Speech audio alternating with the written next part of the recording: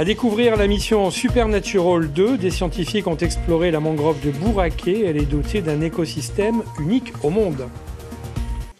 À la page environnement, du 7 au 15 mars dernier, une vingtaine de biologistes marins internationaux a participé à la mission Supernatural 2, pilotée par l'IRD, avec un objectif, étudier la mangrove de Bouraké, un écosystème unique au monde dans lequel les espèces vivent en dépit de conditions extrêmes. Caroline Antich-Martin, Gaël Etcheverry.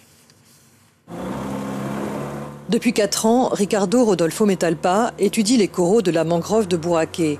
Ici, l'eau est chaude, acide et pauvre en oxygène.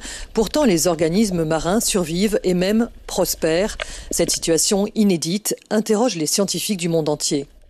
Il y a un laboratoire qui vient du Japon, une autre de Hong Kong, et il y a une Colombienne, il y a des Français, il y a des Australiens, de Nouvelle-Zélande, etc., etc. Chacun, il a son rôle, chacun, il a son expertise pour voir pourquoi les coraux, les éponges, les poissons, etc. ici sont résistants à ces conditions environnementales. Pour répondre à cette question, l'équipe poisson capture des spécimens devant l'île aux Puins. Ils prélèvent leur cerveau, leur foie et leurs ouïes pour les comparer à ceux de poissons capturés à l'intérieur de la mangrove, où les conditions extrêmes préfigurent celles des océans dans les décennies à venir. La plupart des expériences se déroulent en aquarium, c'est-à-dire dans un environnement artificiel où l'on recrée les conditions du futur dues au changement climatique. Ici, à Bouraké, nous avons la chance de mener les mêmes expériences en milieu réel. Je suppose que nous allons découvrir des signes d'adaptation chez ces poissons qui vivent dans ces conditions extrêmes. Retour à bord de la Lys, navire scientifique de l'IRD, où l'équipe de Ricardo étudie, entre autres, la respiration des coraux.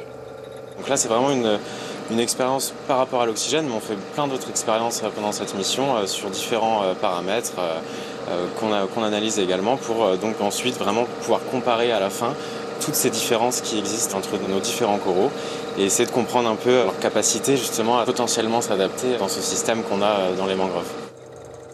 À la clé, cette question essentielle, les coraux de Bouraké se sont-ils acclimatés ponctuellement à ces conditions difficiles ou s'agit-il bel et bien d'une adaptation ? Les coraux pourraient avoir à leur intérieur l'ADN pour résister à des conditions qu'ils ont peut-être vécues dans le passé. En mémoire, il reste ça et au bon moment, dans un moment de changement, il peut, certains de eux, ressortir cette information et l'utiliser pour s'adapter.